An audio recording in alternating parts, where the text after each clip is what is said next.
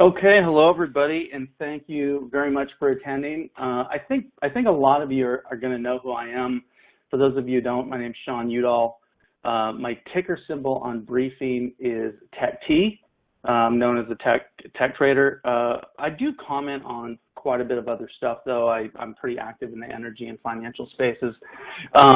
So I'm gonna get going here. Anybody that and there was a great question earlier. Anybody that hasn't seen this or can't see this, the full presentation while I'm doing it, there will be a copy of it, and there will be a place for people to go back and look at this later on. Feel free to put questions in the attendee chat as well. I am going to have quite a bit of slides on particular stocks, so I would say you might want to wait about 15 to 20 minutes until you start firing questions. The problem is if you put them in too early, sometimes I have a hard time going back and catching them later. Anyway, so I've done quite a bit of stuff in the financial space. I work for a couple publicly traded companies, work for a couple privately traded companies. Been researching tech stocks for at least 20 years, if not longer.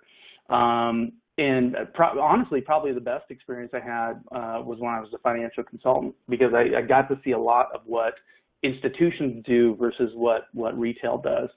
What we're going to talk about today, is this market finally going to have a rotation? I've been talking about a possible rotation for a long time, probably since I started writing for Briefing, so it's 9 months or so.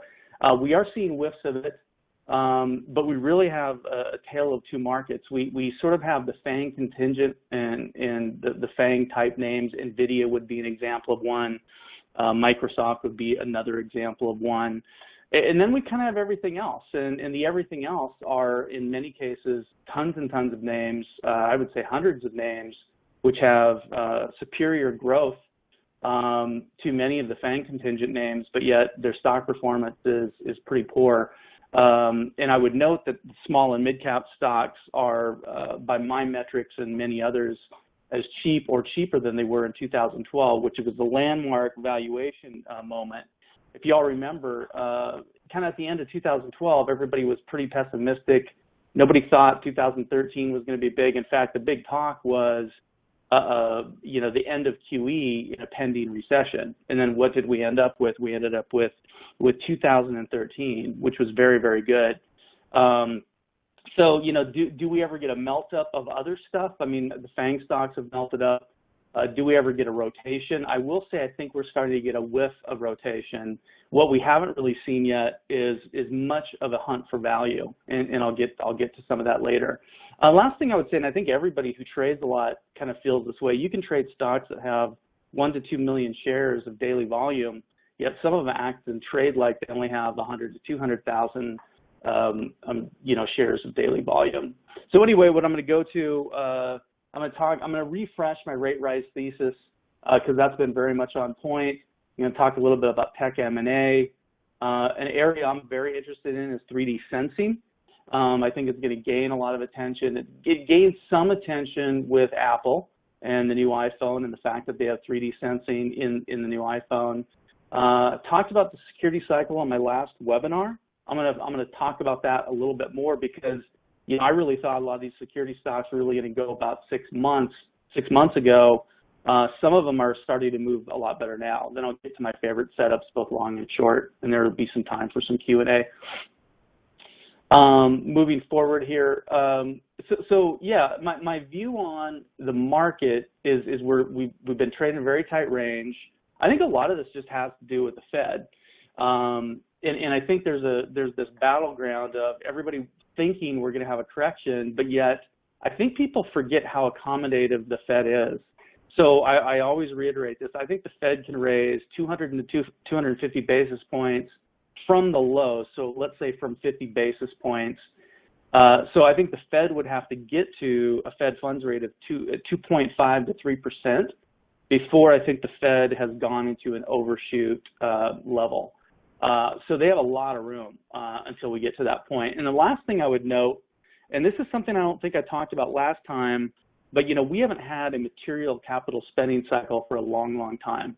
And what I mean by that, we used to have these big capital spending cycles, and kind of they would move in peaks and troughs. We really haven't had a capital spending cycle since the financial crisis. So in fact, the last capital spending upcycle basically ended in mid to late 2006. We haven't materially had one since. So all we've had are pockets of strength and pockets of weakness here and there. And excuse the delay. Sometimes these slides have a smidge of a delay. So the first item I think is very notable is that M&A has been extremely quiet this whole year. M&A was fairly strong in 2016, been super, super quiet, had very few deals.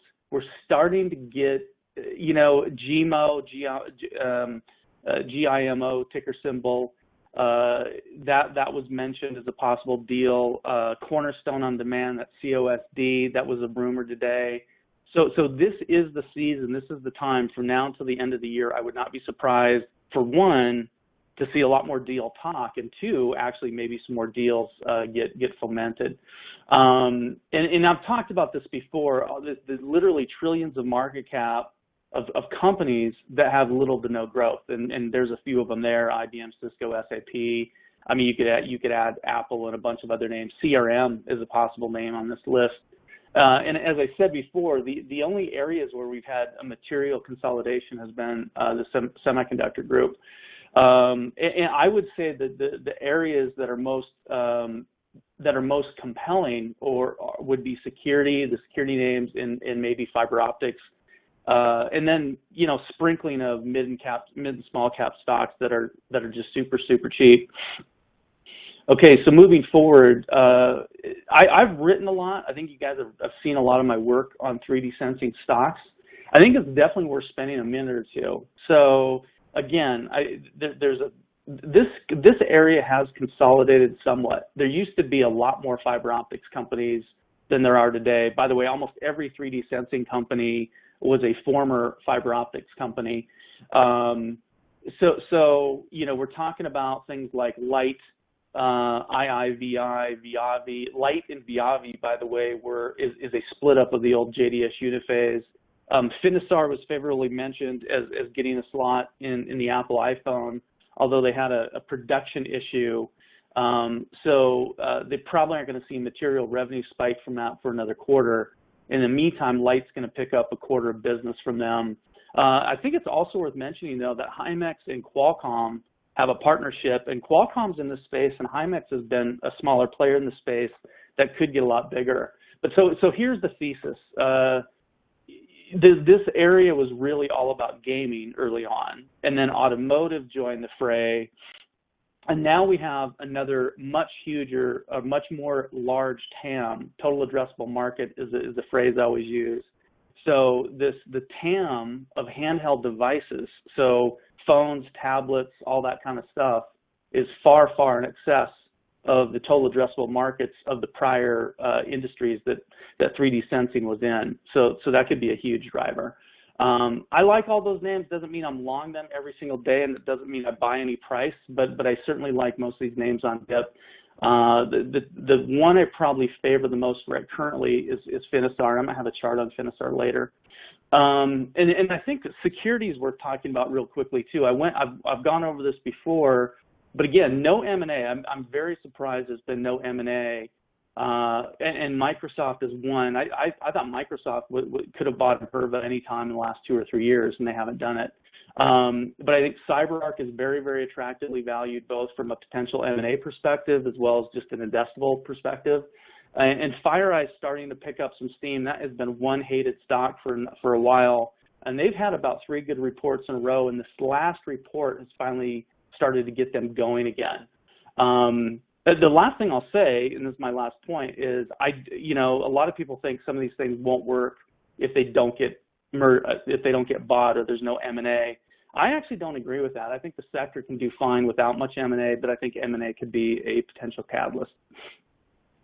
So moving forward, okay, so I'm basically going to kind of get right into a bunch of stocks and a bunch of charts that I have, and I'm not going to spend much time on this. This is basically an intro to my slides. All right, so the first thing I'm going to talk about is the IWM, which is the Russell 2000.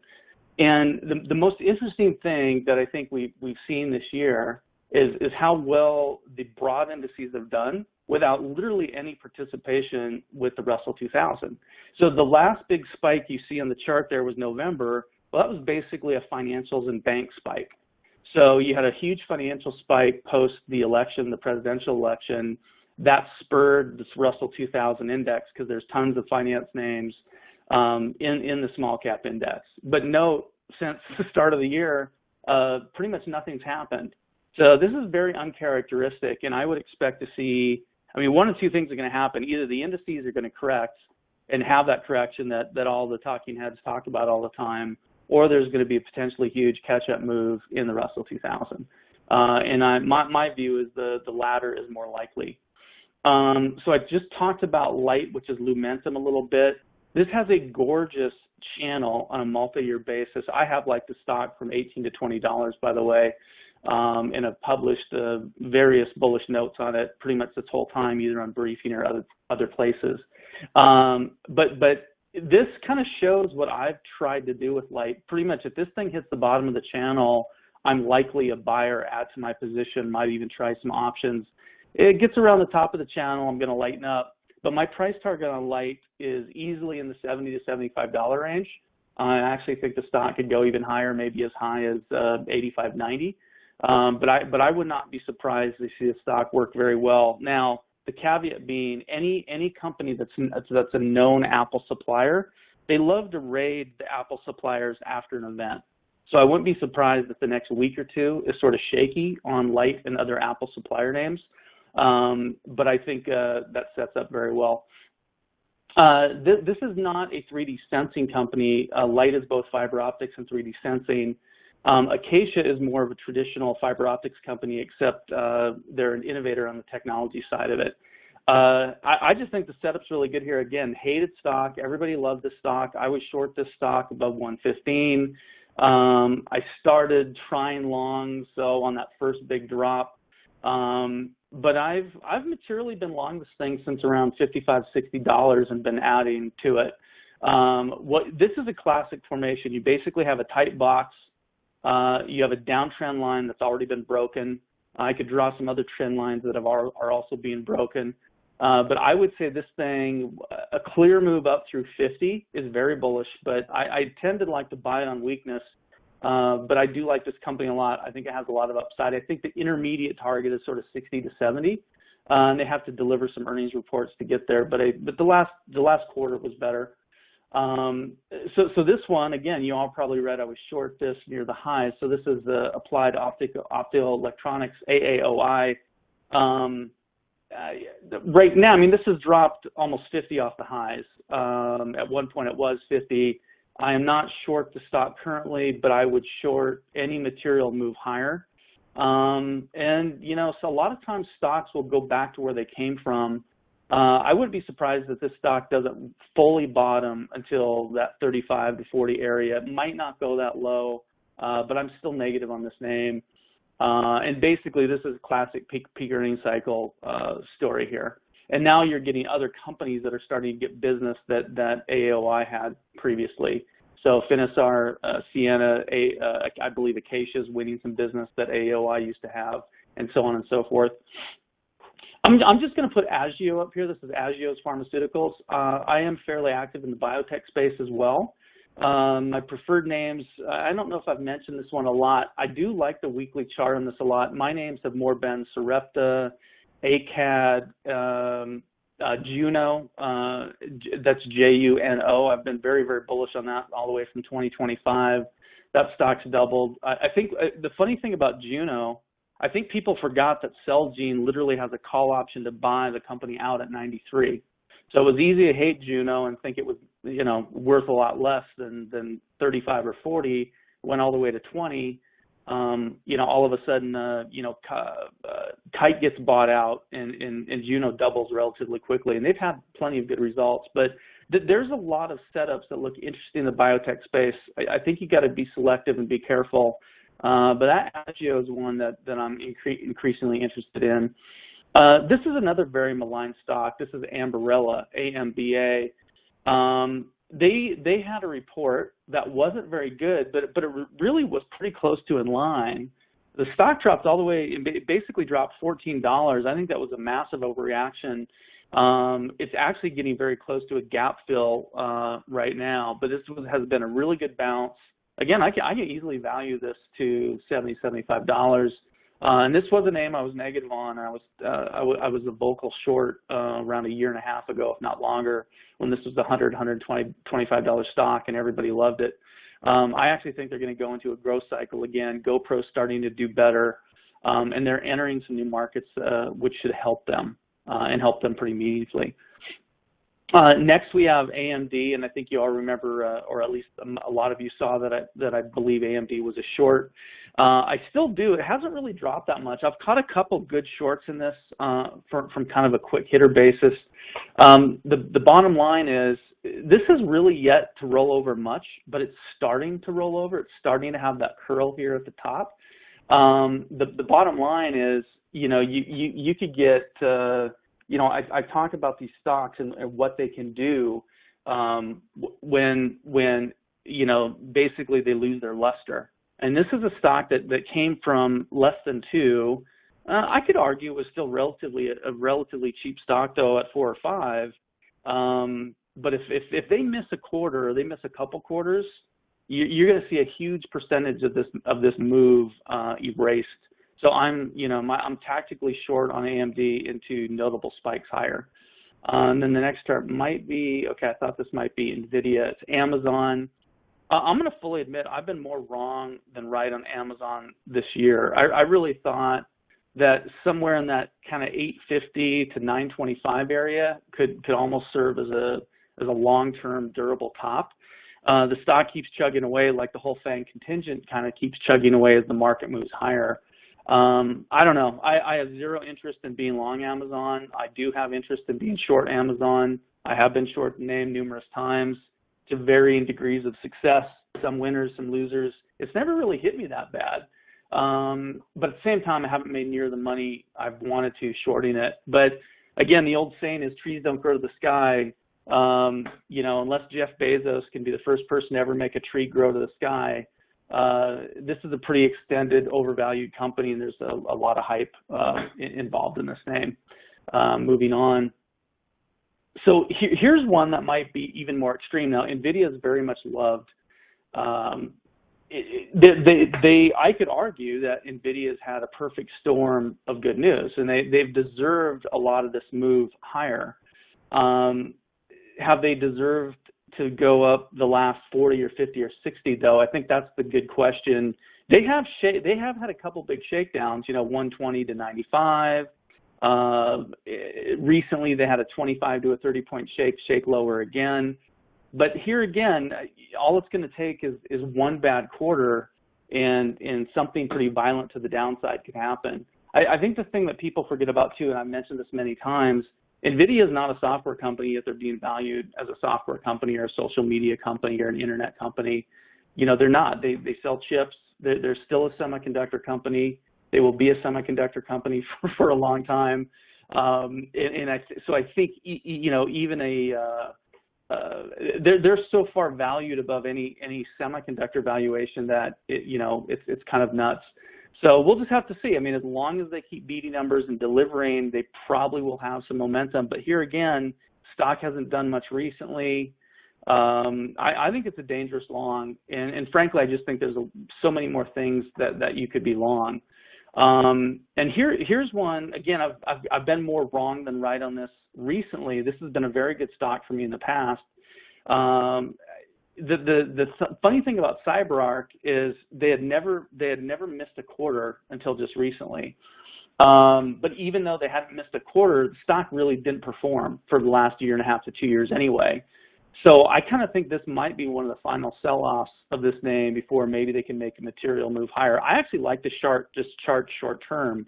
You get a nice little curl, 5 EMAs breaking the 20 EMA. There's a cloud above it. I think that once they get through that cloud, I think it's relatively clear sailing. I would not be surprised if CyberArk starts having a string of good quarters again, though. In fact, I expect it. That would probably be my second favorite cybersecurity name at this moment.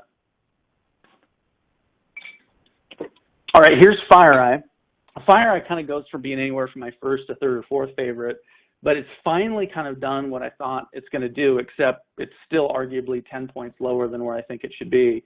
So anyway, we all know what's happened. They finally, well, they didn't finally, they've had about 3 good reports in a row. You can see a couple spikes here on this daily chart, but this spike has finally held. So they finally had a spike that's held. That was a quarter ago. They basically reaffirmed with another good quarter. Now they're breaking out to new yearly highs. The next chart is the weekly chart. So here's what's really interesting about this, and this is one of my favorite setups for any stock. So when you have a stock that's very close to 52-week highs, but is still way, way, way off all-time highs, I think it's a pretty compelling situation. So if you look on a weekly chart, you know, they've just, this thing has been beaten and beaten and beaten. You know, should it have gone to 10? Doesn't really matter. It did. But here we are now about 70% above the lows. But what have we seen? You know, when did NVIDIA really work? Well, it went from 20 to 40 and then doubled or more. You know, what did Light do? Light went from 20 to 40, and guess what? They doubled or more. You know, we've seen this with many, many stocks. Once they get ahead of steam, what used to be cheap, you know, becomes favorable, and even gets overbought, gets expensive. But this is a very, very dynamic chart setup. When you have the daily chart like that, you have the weekly chart like this. It's finally clearing this weekly cloud. Heck, this thing has been under the weekly cloud for 18 months. Anyway, moving forward, that's a really compelling setup. I'm a buyer of dips, and I might even have buy stops above it. Here's a stock that's worked very, very well for me this year is Hortonworks. Hortonworks is a big data company, big data software. They're a small version of like a Data or a Splunk. The interesting thing about Hortonworks, again, very, very cheap stock. Very cheap fundamentally and very cheap versus its peers. So, you know, you used to be able to buy this thing, you know, 19 and make money or 15 to make money. I went all the way down to 7. They have a very nice head of steam, a lot of good reports in a row. And again, this is one of the ones I'm probably surprised has not been acquired, frankly. So moving forward, okay, Mule. Mule is a tactical trade right now. They just had the IPO lockup. I really like their space. What Mule does is application management. So companies have thousands and thousands of programs that either are connected to their software networks. Programs are now called applications or APIs. Guess what? Mule helps companies manage APIs. They're really one of the first to do it in a clean way. They don't really have a competitor that does anything near what they do. So this stock so far, though, has traded like IPOs trade. They get up, they start okay, they have a spike, then the IPO lockup worries hit it. That's exactly what it drove the stock from 27 to 19 on what was a good quarter. They just had the lockup expiry yesterday, and stock hasn't really dropped that much. So I wouldn't be surprised to see the stock, at least get up to that 23 to 24 area relatively soon. But there's no reason for me to think this thing can't challenge its former all-time highs and then go higher. So another stocks have been pretty good for me because I never bought any of this. I didn't like Nutanix when it came out. It wasn't that I disliked it. I just didn't, on a relative basis versus other stocks, which is what I do. I just had a lot of other names I like better. Well, guess what? They gave me a really nice chance, and I was started buying the stock in 1920 or so, maybe even as high as 21. Bought it all the way down to the lows. I still have a pretty good position in it. But again, this sets up as a very nice chart pattern. You have a channel. The downside channel is broken. So it's breaking trend lines, it's breaking resistance, it's breaking clouds. You still have a gap. So the stock basically stopped at the gap, and there's this huge gap fill that has yet to occur. I think this thing fills the gap, and I think it goes higher. I'll try to get to some of these questions later on, you bet. So here's another stock I've mentioned a few times. I haven't written about it a lot other than saying I'm still in it. But I liked Overstock.com. I think this was a very interesting name. $15, $16, $17. Well, so just so you know, everybody probably thinks of Overstock.com as that web internet retailer that everybody hates. Well, what's interesting is Overstock.com is probably one of the leading investors in not Bitcoin per se, but blockchain technology. And blockchain technology drives Bitcoin, it drives all these cyber currencies. So, and these cryptocurrencies, I should say. So they have a JV. They own 80% of this JV called Medici. There's a lot of talk that Medici could be worth 2 to 3 times what the market cap of Overstock is. So this could be pretty interesting. Now this has had a big spike. I don't like it as much as I did at 15, 16, and 17, but I'm long. I'm staying long. I hope it provides some more dips. And again, I've seen valuations on this that make sense, that value this thing, at least, 3 to 4x that $15 number. So moving on here. Qualcomm. Okay, this is a massively maligned company for as good as they are. I would, and I even wrote up in a Q&A question today on briefing, I actually think Qualcomm's got very similar to kind of what Apple was like at the end of 2012 and early 2013. So we all know what happened to Apple since then. I'm not going to belabor that story. But this is just one of the best chip companies on the planet. They cash flow as well as anybody. They're very, very cheap. They do have some growth issues right now, but I don't think they're durable. I don't think that lawsuit with Apple is that big of a deal. Every now and then the market gives you a chance to buy or get a hold of a company that's a great company at really, really cheap prices. And there aren't that many of those right now. But I think Qualcomm is definitely one of them. I like this name a lot. This is a weekly chart. So it's not as crazy cheap as it was. It got down to in that sort of that market crash that wasn't a crash in indices, but was a crash with thousands of stocks in early 16. But I don't know. I can easily value Qualcomm to $80 to $90, if not higher.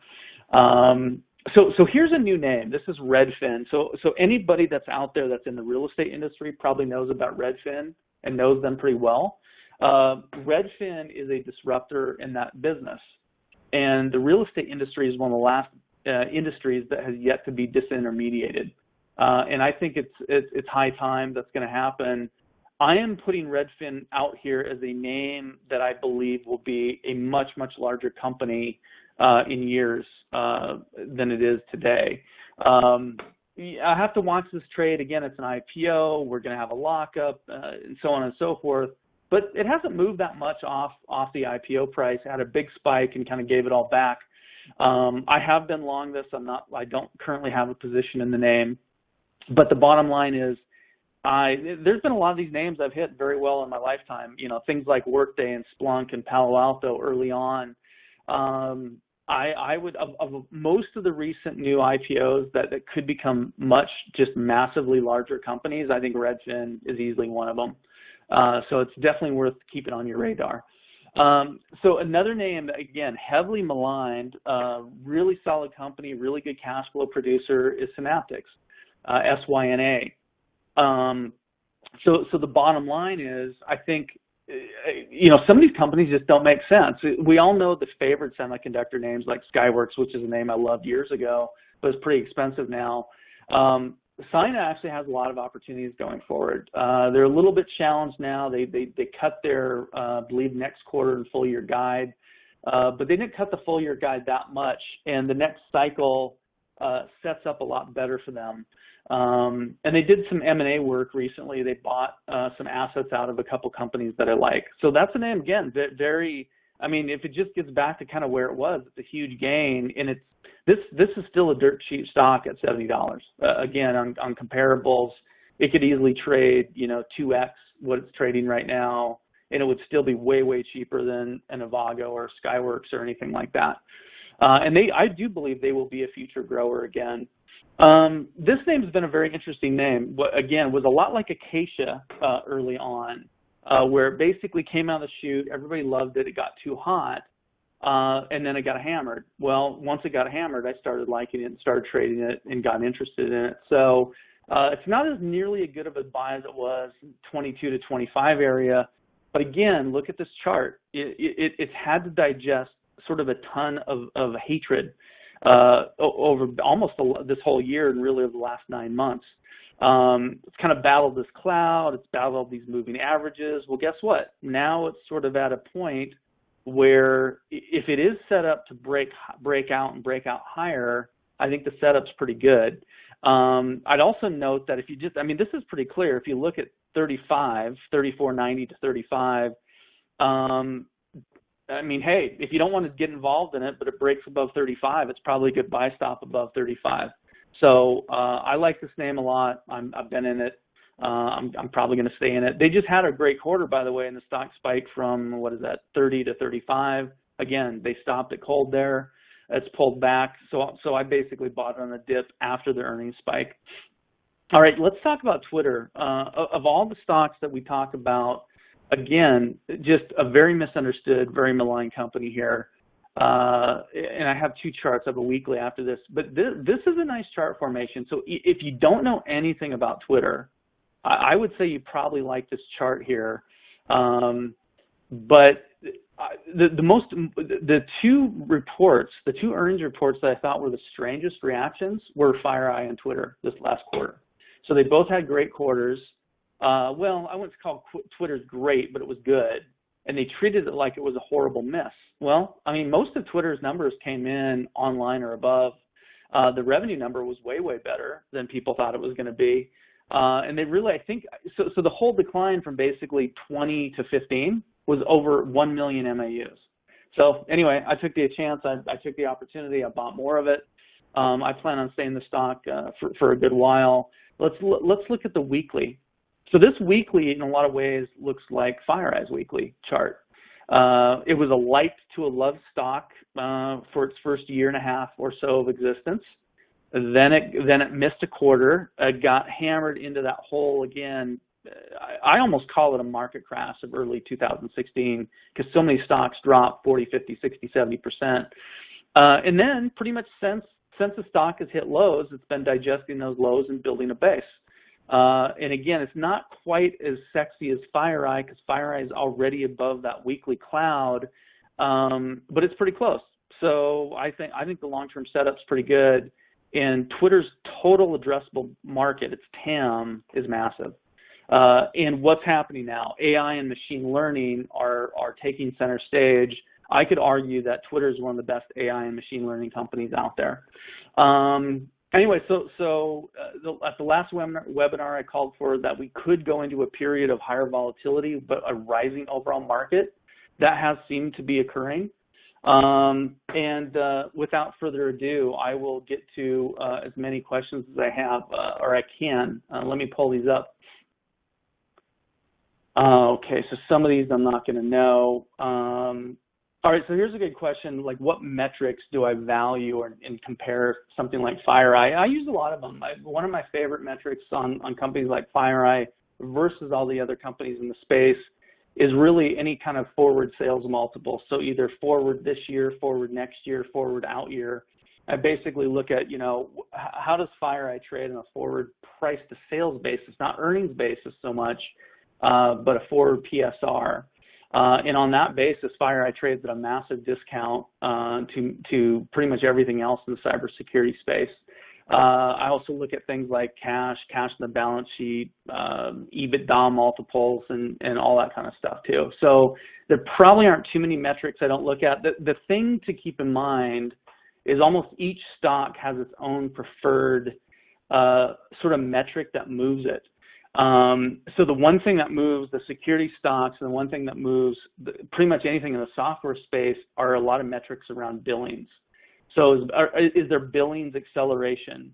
And that's a key thing. And guess what? FireEye's billings numbers have been better, especially the last 2 or 3 quarters. So, but I, sometimes I really do stick to, I like forward sales.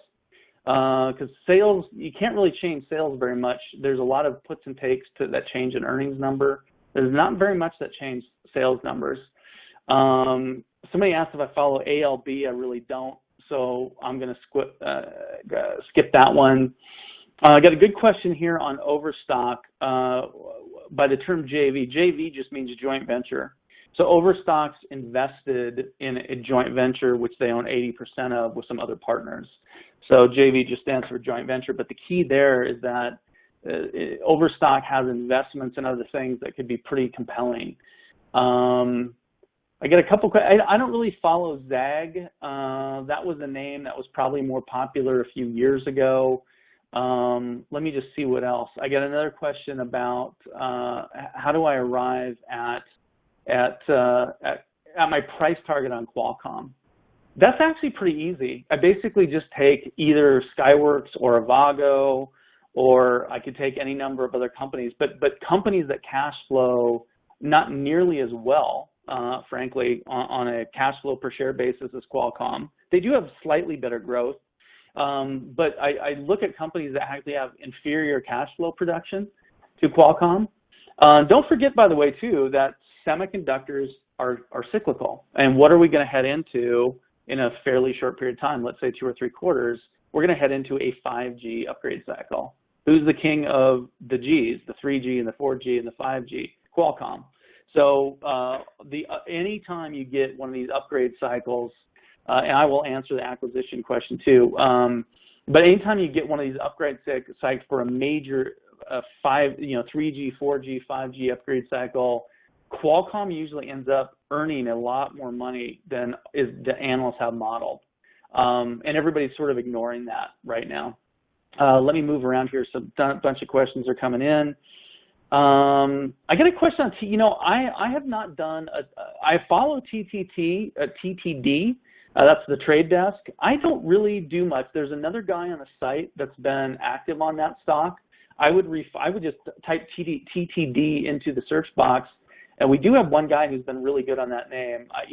I already follow roughly 350 to 400 tech stocks. I closely follow at any given point in time 150 to 200. TTD isn't really one of the names I've spent a ton of time on. All right, good question here. It's just a note on Neon Photonics. Neon Photonics, I don't have a slide here. That's just a lower price stock in my fiber optics thesis. As far as I know, they don't have, I didn't feature them in the 3D sensing area or component makers. I don't believe they are in that space yet. They might be in the future. But they're a very, very cheap company in the fiber optic space. They have a lot, like a.k.a, they're heavily weighted to China business. That has plagued them the last 3 or 4 quarters. But I think the China business will come online and be fine, and I think that name will do great. If I had to parse it, though, I never put as much money in low-priced or penny stocks as I do in other stocks. I kind of treat anything that's sort of close to $5 or under $5. I put the same amount of money in bets like that I do option trades. So they end up being a pretty small part of my positions. Got a good question here on Nutanix. So the question basically is a long question. I'm going to summarize it. What catalysts do you think can make the stock go higher? I actually think Nutanix has had plenty of good catalysts already. I mean, they've had 2 good earnings reports in a row. That particular space of the software and cloud and hardware space that they compete in, they're growing great. They're a very, very necessary technology. They're very levered to the Amazon Web Services, but they just landed Google. So I think what will happen is over the next 2-3 quarters, the business that they get from Google will start getting bigger and bigger, and that will probably stabilize or increase their revenue growth rate. So I actually think sometimes, as you guys have all seen, a lot of times there's plenty of catalysts for these stocks, but they just don't move when we want them to move. They move at a later time.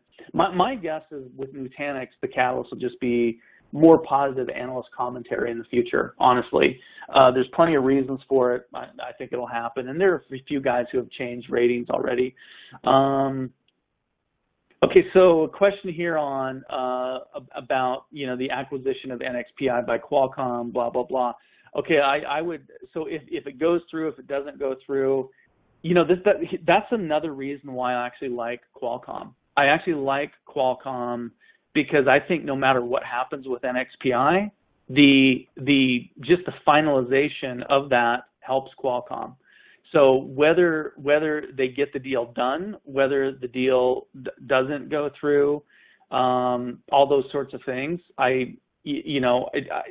obviously if they get the deal done and they end up with NXPI at the price they paid for it, that's very, very accretive to Qualcomm long term. But I think if the deal for some reason didn't go through, I think Qualcomm goes up, because now they're in a position to go out and buy whatever else they want to buy, or they could bid higher for NXPI. So I just think getting through that will be better. I got a question on Control Corp. I used to know that company really well and used to do work on them, and I actually had a really, really good trade / investment in Control. This is Control 4, CTRL. I just haven't done much on this name, and man, did this thing get dirt cheap and hugely maligned in early 2016. This has had a beautiful recovery. Unfortunately, if I look at this now, I kind of wish I would have bought quite a few shares at $7 or $8. I did not. But I have kind of moved away and haven't done much work on Control lately. I'm going to keep answering. So we're already over time, guys, but I'm going to answer a few more questions here. I'll go for at least another 5 minutes or so. Somebody has a question about seeing my focus list. You should be able to go into various links that I put up. I try to put the focus list up anytime I make it, or I always put it up anytime I make a change. I usually put it up multiple times a month. I'll probably have a focus list update either tomorrow or early next week. But the focus list is out there. Just type in TECHT or type in focus list and it should show up. Great question here on Aclaro. So OCLR is another fiber optic name. I did not mention this one specifically today. I like the name. I don't have any right now. I tend to buy this when it gets rated or when it gets beaten up. But yeah, I do think they could get bought. The name that always is mentioned the most is Finisar. And I do think Finisar probably would be the best buyer of Aclaro. I think that would be really good for both companies. So the bottom line is, I don't know if a deal ever gets done, but I would say if Aclaro does get bought, I would say the company that's most likely to buy them would be Finisar. And I wouldn't be surprised if that deal were to occur. You know what? Great question here on Intel. I had some positive comments on Intel. I didn't act on it. I like Intel. So Intel's another name. I mean, how long has it been that Intel hasn't worked? You have to go all the way. So if you bought Intel in mid-2014, you basically made no money in, 3+ years.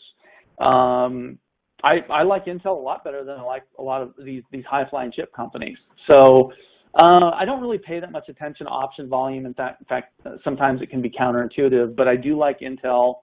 I don't have any right now. I kind of wish it would just do something and dip like 2 or 3 points. But the valuation's there, and again, I would favor Qualcomm and Sina over Intel. I just think the upside's better. But if you want a safe, durable chip company that's cheap and could play catch up, Intel's definitely a name that could do it. All right, so what down? Another question on Qualcomm. Love this. So what downside would I expect on Qualcomm with an unfavorable outcome on the Apple suit? Well, it would almost have to be, how extremely unfavorable is the outcome. I think their outcome's already pretty unfavorable in that somehow Qualcomm is getting away with not paying them. So they're basically breaking all sorts of contract law and international trade law. And, they're kind of getting away with sort of contract murder right now. So it's pretty amazing to me that that Qualcomm wouldn't get a somewhat favorable outcome. I mean, Apple's using their technology and had already agreed to pay for it for years and years and years. So I think what Apple's trying to do is strong arm them and get a cheaper deal. So we'll see. I do kind of think the worst case is baked in. I suppose if they have to completely scrap the old contract and rewrite a new contract, because Apple is going to have to pay Qualcomm. I mean, if they're going to use Qualcomm's technology, they're going to have to pay them. So, could they get a deal that's like 35 or 40 or 50% better than they have right now, which would be highly unlikely? I suppose they could. So we'd have to see, but I don't know. I'd say maybe another 10% below $50 is probably the worst case. Even that, though, would be fairly surprising to me. Okay, so let me keep going here. Yeah, I already talked about the slides. There will be links to the slides later on. Here's a good question. My top short plays, I kind of covered them. Now I don't know if any of them are my top as of like I'm going to go out and do them tomorrow. But the setups are all there. I think Amazon, Netflix, maybe Avago actually, but Amazon, Netflix, NVIDIA, AMD, there's 4 of them right there. I typically wait till I get, I use a fairly complex technical system I developed on my own. So I wait for my own system to basically kind of give me the high sign. But all those stocks are right in positions that I could do something on them right now. I usually just wait for some short-term chart action that basically sets up the trade. I think that might be about it. Let me just go through a couple more here. I think I've got most of these. I might have missed a couple. Again, if I miss, I will try to address anything I missed. By the way, if I haven't mentioned it at all, it might be a company I don't cover. So how? Okay, there are a couple more. I'll keep going for a couple more minutes. Small cap faves. Well, I would say I covered a number of them. I'd say just look at the slides. And some of these companies might not be, I guess, classically defined as small caps because they might be $1.5 to $5 billion market caps. But certainly Nutanix, certainly Twilio, certainly a Finisar, any of those kind of names in that space would qualify for sure. Synaptics does not have, let me just check the market cap of Synaptics right now. I think it's about it's 1.3 billion. I was thinking it was 1.2 billion. That's basically a small cap company in today's world. So there's another one. So I would say, basically pull up this slide presentation. I would say half of my recommended longs are small caps. So interesting question about how do you use, how would I suggest people use the briefing site?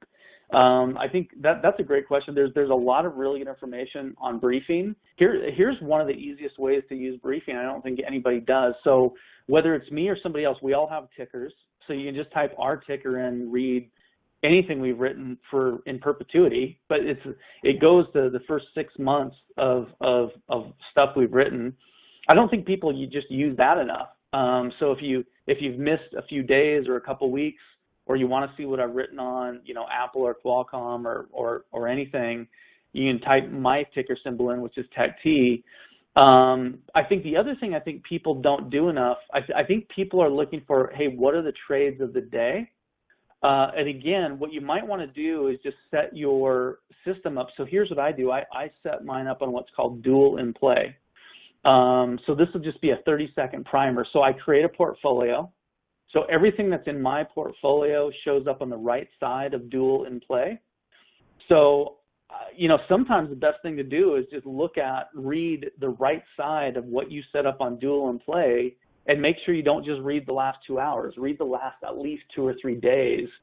And as long as you have your portfolio set up and your tickers set up, I tell you what, you're going to get a ton of information on that portfolio over any given week.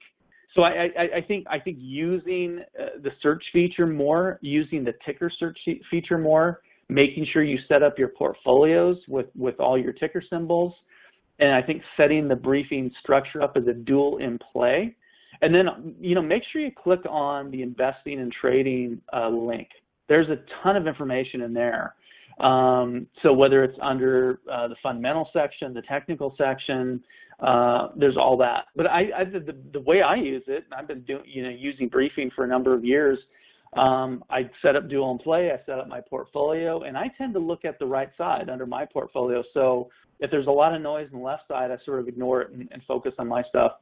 Okay, I'm gonna do one more, unfortunately, because we're running long. The last question here is on Bellicom. So Bellicom is one of the biotech companies I've covered.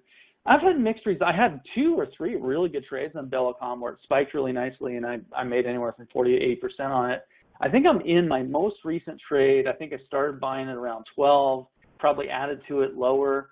I might be getting fairly close back to break even. I still like Bellicom. So how I tend to do biotechs is I don't tend to trade them much. I mean, I've been in Juno for a good while. Bellicom symbol is BLCM, by the way. So if I get in them, I tend to get in them and stay with them for a while, and I'll take the downside. If it's a spec biotech, again, I treat it like a call option. I'm willing to eat quite a bit of downside for the payoff, and that's how I've been able to make pretty good money in a number of names like Bellicom. So, you know, I still like it. They're, you know, in fact, they did get a nice lift off Kite and Juno. Juno's been by far and away my better score off the Kite deal. But Bellicom is also in that same space. They're in that space with Blue and Juno and Kite. So to be honest, I'm kind of surprised Bellicom hasn't moved more, but they have data coming, I think, in a few months that's going to help. Anyway, the bottom line is, so the bottom line is, guys, I got to close up. Again, any questions I missed, I'll try to address individually. I really appreciate everybody's time and attention. It looks like almost all the attendees stayed with me all the way, even though now we're about 20 minutes over. So I really appreciate your reading. I appreciate the attention. And hey, I got a comment here to try to do more of these. We will try to do more webinars. I'll try to do more. Thanks, everybody, and I'm closing shop. Have a great day and a good weekend.